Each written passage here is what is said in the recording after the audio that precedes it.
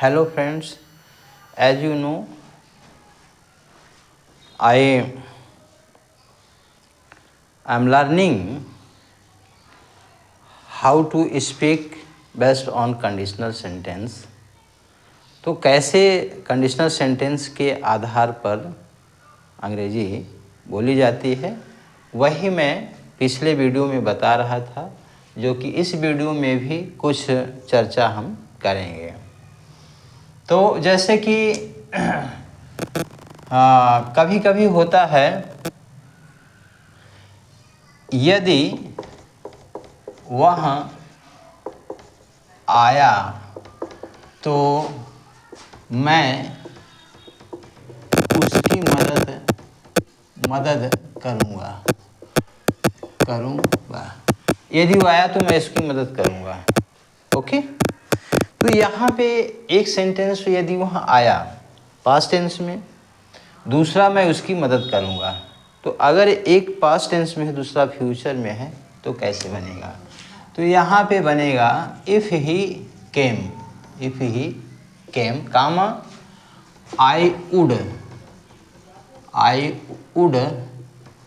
Help him. यहाँ would have नहीं होगा, क्योंकि जब तक ये फर्स्ट सेंटेंस जो है पास्ट परफेक्ट में नहीं होगा, तब तक दूसरा सेंटेंस जो है फ्यूचर परफेक्ट में वुड हैव का प्रयोग नहीं होगा। तो if he came I would help him. ठीक है। अब दूसरा है, जैसे कभी कभी आता है, कभी कभी ज़रूरत पड़ती है, तमाम many persons desire to fly in the sky. Many persons desire to be a leader, to be prime minister, to be minister, to MLA. तो तमाम लोग हैं कि जिनकी इच्छाएं होती हैं।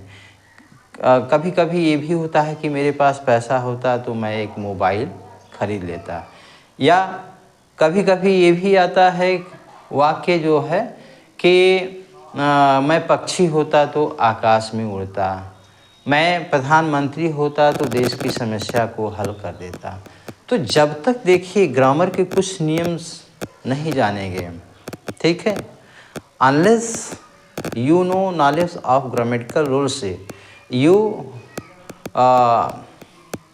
Will never speak in English. तो आप जब तक ग्रामर के कुछ नियम को नहीं जानेंगे, आप अंग्रेजी में नहीं बोल पाएंगे। तो नियमों को भी जानना ज़रूरी होता है। जैसे काश मैं एक पक्षी होता, काश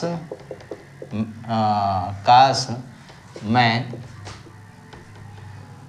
एक पक्षी होता तो आकाश में उड़ता। ओके, तो काश का मतलब कि दिस सेंटेंस प्रेजेंट्स और longing person, longing a man और डिजायर ऑफ एनी पर्सन, किसी व्यक्ति की इच्छा को प्रेजेंट कर रहा है। तो जब किसी व्यक्ति की इच्छा होगी, every person has internal emotion to be done any great work, कोई महान कार्य करने की इच्छा सभी व्यक्ति के अंदर आंतरिक भावनाएं होती हैं। तो ऐसी सिचुएशन में, सच कंडीशन में जो है, हम किस प्रकार से how can be speak English, how can be make a sentence, that is very important to view of competition, या इन गुड मैनर, एक अच्छे मैनर, एक अच्छे तौर तरीके या कंपटीशन की दृष्टि से कितना महत्वपूर्ण होता है।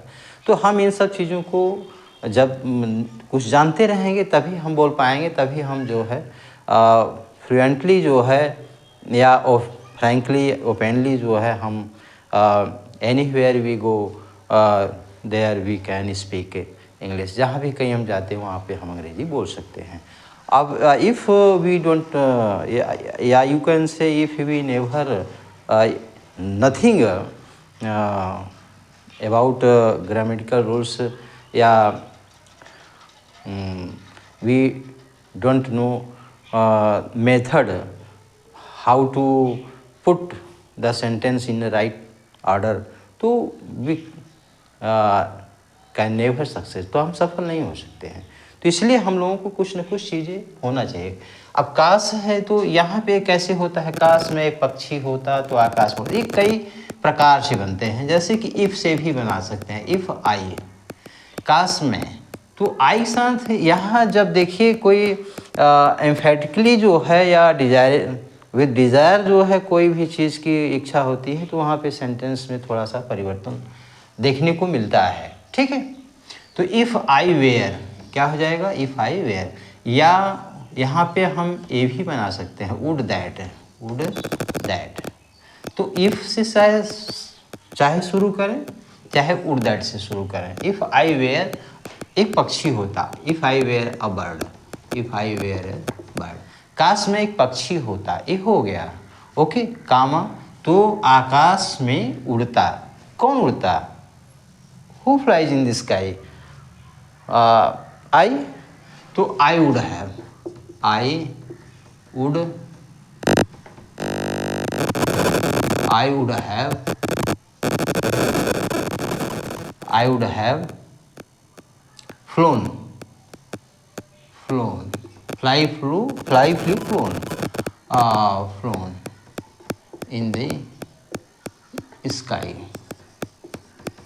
Okay, तो I were a bird, I would have flown in the sky. Would that I were a bird, same वही लिखा जाएगा। तो इस तरह से हम लिखते हैं, या कभी कभी इस तरह से भी होता है, वेयर को बाहर कर दो, were I a bird, were I a bird, काश में पक्षी होता तो वेयर से भी शुरू कर सकते हैं। ठीक है, तो इस तरह से जैसे कि मैं प्रधानमंत्री होता तो देश की समस्या को हल कर देता, if I were a prime minister, या would that I were a prime minister. ठीक है, या were I a prime minister, तो I would have solve the problem of country, तो मैं देश की समस्या को हल कर देता। तो इस तरह से जो है अगर हम नियम को जानेंगे तो हम जो है वो बता पाएंगे, ठीक है, और बोल पाएंगे। तो इस तरह से आप लोग 5-5, 10-10 सेंटेंस आप रिपीट करिएगा। ठीक, ओके।